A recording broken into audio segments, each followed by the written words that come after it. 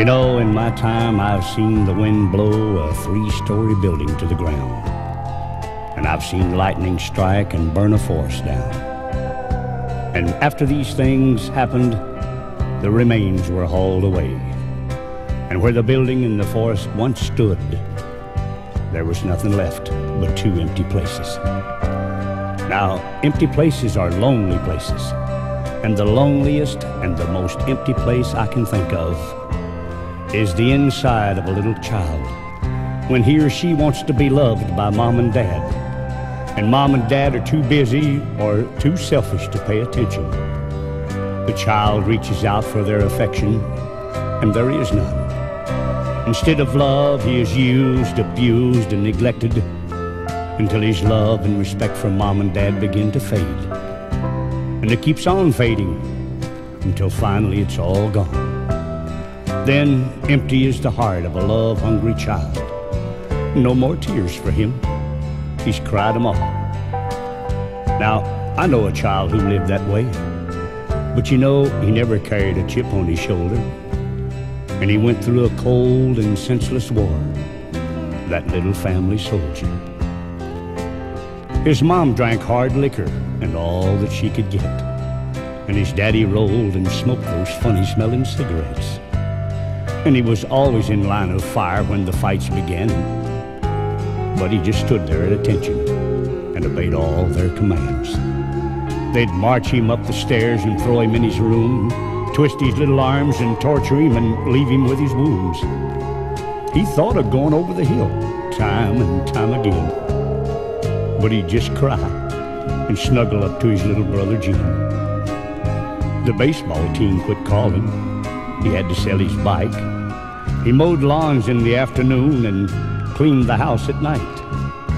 Now, the teacher just didn't understand, because he wouldn't tell why his grades were falling off. So when school let out, he failed. Now, they lived on welfare money and what little he brought in. And when the food was low, he would do without. That's just the way it was with him. He worked with colds and fevers. His coat was thin and worn, and he wore long sleeves to hide the ugly bruises on his arms. You see, his mom and dad were brutal. Why, it's a wonder he remembered how to find or force a smile. Their tempers fired, their voices roared. That was his reveille.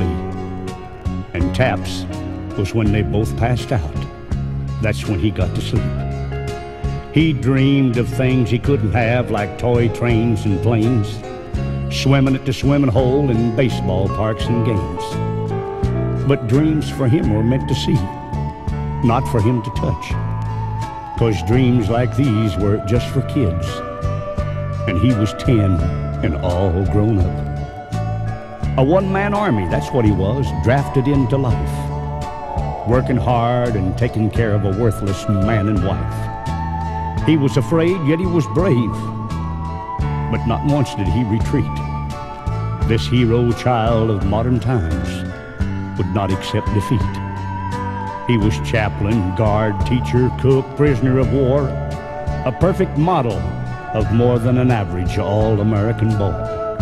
Caught between his daddy, his mommy, and their sins, and he lived through a senseless war, the kind where no one wins.